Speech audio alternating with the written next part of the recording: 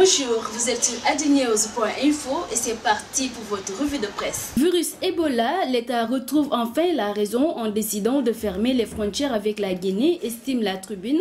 En refusant de le faire depuis longtemps, les autorités sénégalaises ont mis en danger les Sénégalais contre les principes de la santé publique, commente le journal. Macky Sall et son gouvernement étaient plutôt aveuglés par les règles de bon voisinage qui doivent s'effacer en pareille situation.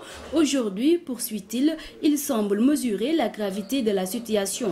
Le Sénégal se barricade pour échapper à Ebola, titre pour sa part le Populaire. La mesure a été notifiée aux autorités guinéennes vers midi avant sa diffusion en début de soirée, écrit le journal, en faisant observer que ce virus sème la terreur dans des pays comme la Guinée, la Sierra Leone et le Libéria. Ebola gagne du terrain en Afrique de l'Ouest avec plus de 1000 décès, indique ce journal, citant l'Organisation mondiale de la santé. La fermeture des frontières avec la Guinée, où la fièvre hémorragique avait fait son apparition depuis février dernier, était réclamée par les associations consuméristes du Sénégal comme l'Association des consommateurs du Sénégal et des transporteurs tels que ceux de Tambacounda, zone frontalière avec la Guinée, signale le Populaire. Le diabète et la fatigue m'ont affaibli, déclare Omar Pène dans la une de l'Observateur.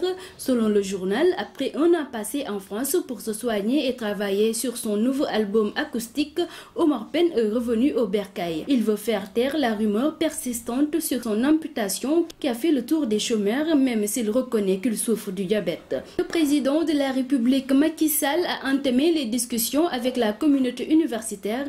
Ces rencontres vont dans le sens de trouver des solutions idoines et définitives à la crise universitaire. Hier, le président de la République a démarré les consultations avec le médiateur de l'université Cheikh Anta Diop de Dakar, le professeur Mamadou Ndiaye, et son prédécesseur Bouba Diop.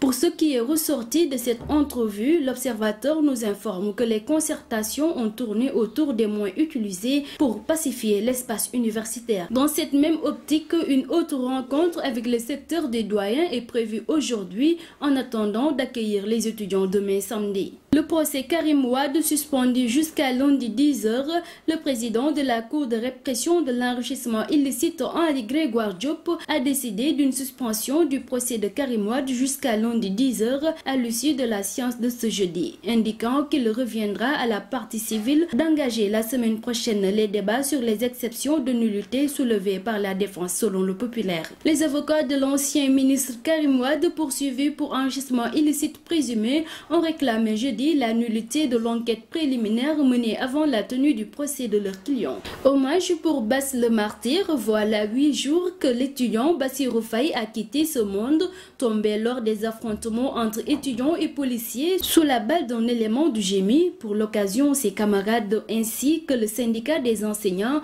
ont organisé une cérémonie de commémoration hier jeudi, nous indique la Tribune. Les étudiants ont réitéré le souhait de voir Mary Teuw Niane limogé. Fait divers, l'ex-président de la commission domaniale de la mairie de Mbour, Malik Ndour, et 2 agents municipaux ont été déférés au parquet du tribunal régional de Thiès pour scandale foncier, mais le plus surprenant est que le nom du maire de la ville, Fatou Sylla, revient sans cesse dans ce dossier où la victime est dépouillée de plusieurs millions de francs CFA. Sport, Amara Traoré appelle les techniciens à une mobilisation générale de tous les entraîneurs sénégalais pour faire bloc autour d'Alain Giresse pour le match face à l'Égypte et ceux qui vont suivre.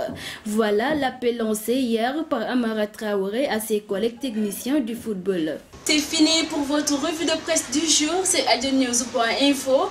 Merci, à très bientôt.